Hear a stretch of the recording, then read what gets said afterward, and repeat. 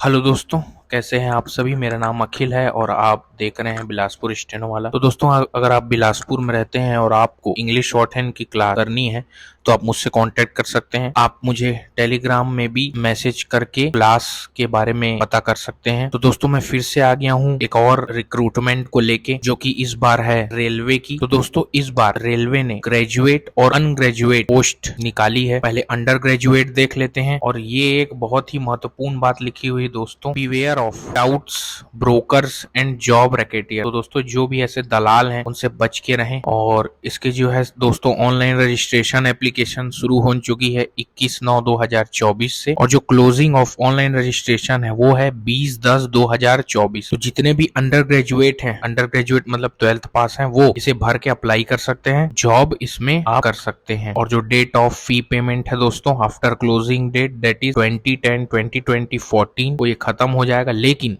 उसके बाद फिर भी 2 दिन दिया हुआ है, 21 और 22 का, जो कि अक्टूबर में है। और date of modification window for correction in application from with payment of modification fee, तो वो है 23/10/24 से 1/11/2024 तक, मतलब 1 नवंबर तक। तो दोस्तों, ये 4 पोस्ट है। कॉमर्शियल कम टिकट क्लर्क, कॉमर्शियल कम ticket clerk, accounts clerk cum typist, train clerk, junior clerk cum typist. और देख लेते हैं इसमें दोस्तों, जो कि पहला है कॉमर्शियल कम टिकट क्लर्क। तो ये उसका पे है, ये मेडिकल स्टैंडर्ड हुआ है, ये एज है कि इतना से इतना एज होनी चाहिए इसके बीच में। और जो कॉमर्शियल कम टिकट क्लर्क है उसकी पोस्ट है 2022 टोटल वैकेंसी है, जो कि हर एक रेलवे जोन के हिसाब से बटी हुई है। दूसरा है अकाउंट क्लर्क कम टाइपिस्ट, तो उसमें 361 पोस्ट है। तीसरा है जूनियर क्लर्क कम टाइपिस्ट, उसकी 990 है। और चौथा है ट्रेन क्लर्क, जिसकी 72 है दोस्तों। और ये देखिए, यहाँ पे लिखा भी हुआ है कि RRB wise and railway zone wise detail distribution of vacancies is given in the annexure B. तो एनेक्सर बी मैं आप लोगों को दिखाऊंगा, उसमें हर एक अलग अलग जोन में जो है ये सब पोस्ट जो है बटी हुई है दोस्तों। आगे बढ़ते हैं, तो इसमें जो मेन इंपॉर्टेंट इंस्ट्रक्शन है वो मैं आप लोगों को बता देता हूँ। बाकी आप मेरे टेलीग्राम चैनल में मैं लिंक दे दूंगा, उसमें से जाके आप जो है इसका पीडीएफ को देख सकते हैं और भी अच्छे से आप जानकारी ले सकते हैं दोस्तों। तो देख लेते हैं क्या क्या है important instruction. Candidate should have their own mobile number, valid and active personal email ID. तो आप लोगों का जो मोबाइल नंबर है वो खुद का होना चाहिए, आप ही का, और ईमेल आईडी जो है वो एक्टिव होना चाहिए। And keep the same, that is mobile and email active for the entire duration of recruitment, as RRB shall send all recruitment related communication. तो आपको एसएमएस के जरिए ये जो है हर चीज की जानकारी देगा बोल रहा है, मोबाइल और ईमेल में। तो अपना खुद का मोबाइल नंबर और ईमेल रखे और उसे एक्टिव रखे। RRB will not entertain any request for change of mobile number. अगर आपने एक बार बना लिया अकाउंट और जो आपने मोबाइल नंबर डाला हुआ है, तो आप दूसरा मोबाइल नंबर आप जो है चेंज नहीं कर सकते, और ना ही ईमेल एड्रेस। तो जब भी आप डालें तो सावधानी से डालें ईमेल एड्रेस और mobile number. Applications are to be submitted online only. तो ये ऑनलाइन होगा, सिर्फ ऑफलाइन का कोई गुंजाइश नहीं है दोस्तों इसमें। Candidate can apply to only 1 RRB application to more than 1 RRB, मतलब एक रेलवे जोन में आप एक ही एप्लीकेशन को डाल सकते हैं, नहीं तो विल लीड टू रिजेक्शन, ये रिजेक्ट कर दिया जाएगा। और जो इसके इंपॉर्टेंट इंस्ट्रक्शन है वो मैं बता देता हूँ। Centre city allocation for CBT, जो भी सेंटर और सिटी एलोकेट किया जाएगा अपने को, will depend upon technical and logistical feasibility. अब जैसे हमारे बिलासपुर में दोस्तों एलसीआईटी है, जो भी एग्जाम होते हैं एलसीआईटी में होते हैं। कंप्यूटर बेस्ड जो भी एग्जाम होते हैं वो एलसीआईटी में होते हैं, और मेरे ख्याल से चौकसे में होता है, और भी कुछ कॉलेजों में होता है जहाँ जो है ये सब अपने पास कंप्यूटर उपलब्ध रहता है। तो वैसी दोस्तों आपके भी शहर में अगर होगा तो हो सकता है कि आपके शहर में ही एग्जाम हो, या तो फिर आपको दूसरे शहर में जाना पड़ सकता है। क्या लिखा है, candidates may have to travel to other cities states for attending CBT. तो आपको दूसरे राज्य भी जाना पड़ सकता है दोस्तों, तो चले जाइएगा दोस्तों। थोड़ा घूमना फिरना भी बहुत जरूरी है आज के इस समय में। Request for change of exam centre shall not be allowed. तो ये जो है आप लोगों को चेंज नहीं कर सकते आप एग्जाम सेंटर को, चाहे कोई भी स्थिति आए। अब आगे चलते हैं, आगे लिखा हुआ है click on the apply create an account. अगर आप नए हैं तो आपको क्रिएट अकाउंट में दबाना पड़ेगा, और अगर आप पहले से ही आरआरबी में अकाउंट बना के रखे हैं तो आपको फिर से अकाउंट बनाने की जरूरत नहीं है, आप उसी से ही लॉग इन करके इसको फॉर्म को फिलअप कर सकते हैं। आगे चलते हैं, इंपॉर्टेंट इंस्ट्रक्शन क्या हो रहा है, एग्जामिनेशन प्रोसेस अब देख लेते हैं। Any candidate found using unfair means of any kind in the examination CBT sending someone's else. तो आप लोगों को खुद ही जाना पड़ेगा, दूसरों को आप नहीं भेज सकते। ऐसा तो पता नहीं कौन करता होगा, लेकिन वैसा तो इम्पॉसिबल है एकदम। तो आप ऐसा कुछ भी नहीं करेंगे। आगे चलते हैं, ये आप लोग पीडीएफ में और पढ़ लीजिएगा। मैं जो मेन है उसको बता रहा हूँ। बैन आइटम्स मतलब जो आप लोगों के इलेक्ट्रॉनिक गैजेट्स हैं, मोबाइल फोन्स है, ब्लूटूथ है, ये सब तो अपन ले जा नहीं सकते हैं। और देख लेते हैं stage of exam. There shall be 2 stage computer based test followed by computer based typing skill test wherever applicable. मतलब जो भी पोस्ट में टाइपिंग स्किल टेस्ट मांगेगा उसको अपने को जो है टाइपिंग टेस्ट देना पड़ेगा। Typing skill test for account clerk cum typist and junior clerk cum typist.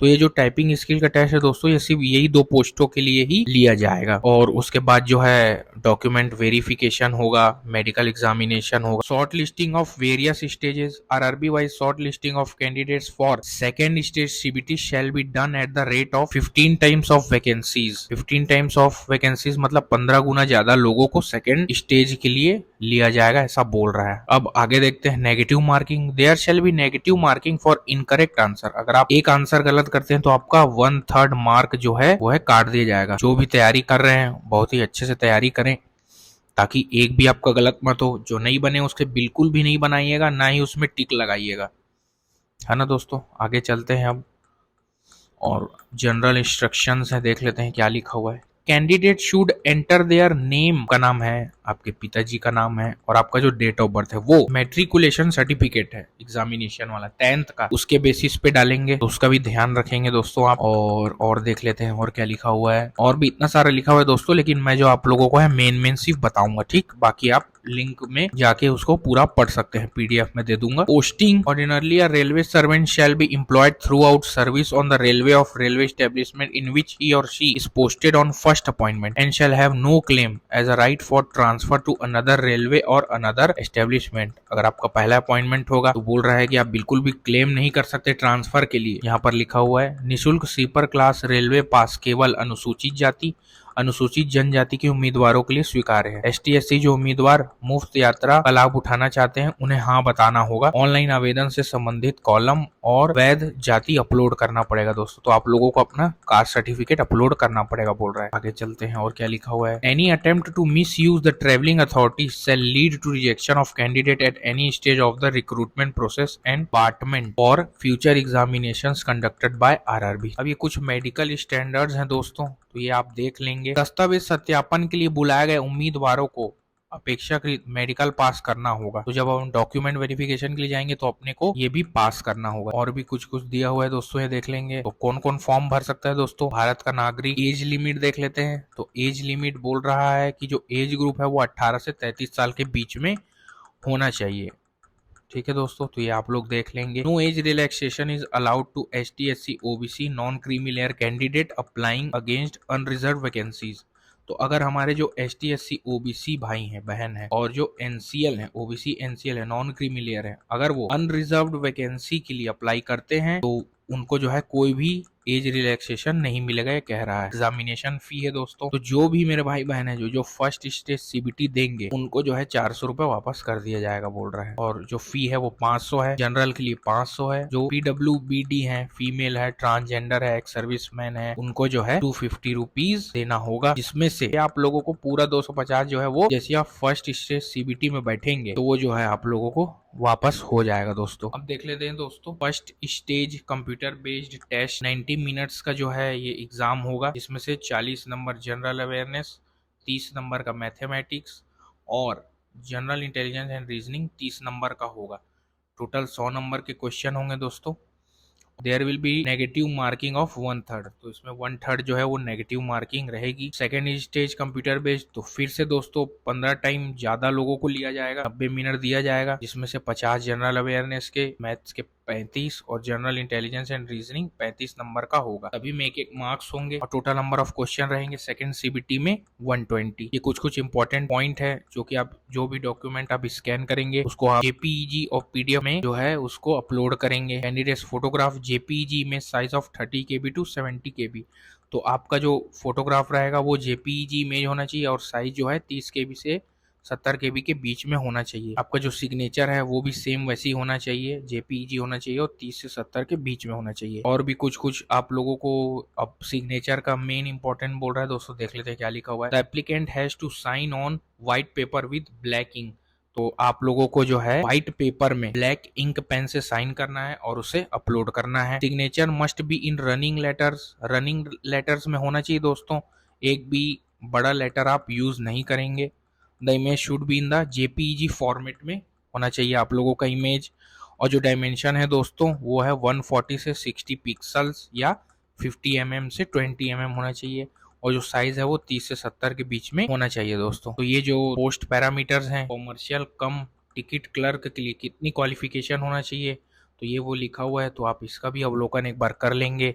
वैसी कॉमर्शियल कम टिकट का है, फिर अकाउंट्स क्लर्क का है, फिर जूनियर का है, फिर ट्रेन का है। तो एक मिनिमम जो है एजुकेशनल क्वालिफिकेशन आपका होना चाहिए, तभी आप फॉर्म को भरिएगा, वरना मत भरिएगा। और ये है दोस्तों आरआरबी वाइज पोस्ट, जो कि अलग अलग रेलवे जोन में बटी हुई है। आरआरबी अहमदाबाद में ये सब पोस्ट है दोस्तों, तो आप देख लेंगे ऐसा बटा हुआ है दोस्तों। ये आरआरबी अजमेर का है, ये बेंगलुरु का है, ये भोपाल का है, ये भुवनेश्वर है, ये बिलासपुर दोस्तों, यहाँ मैं रहता हूँ। ठीक है दोस्तों, अगर आपको ये वीडियो अच्छी लगी हो तो लाइक करें, सब्सक्राइब करें। और अगर आप इंग्लिश शॉर्ट हैंड की क्लास सीखना चाहते हैं तो आप मुझसे कांटेक्ट कर सकते हैं मेरे टेलीग्राम चैनल के थ्रू। ठीक है दोस्तों, मिलते हैं अगले नेक्स्ट वीडियो में।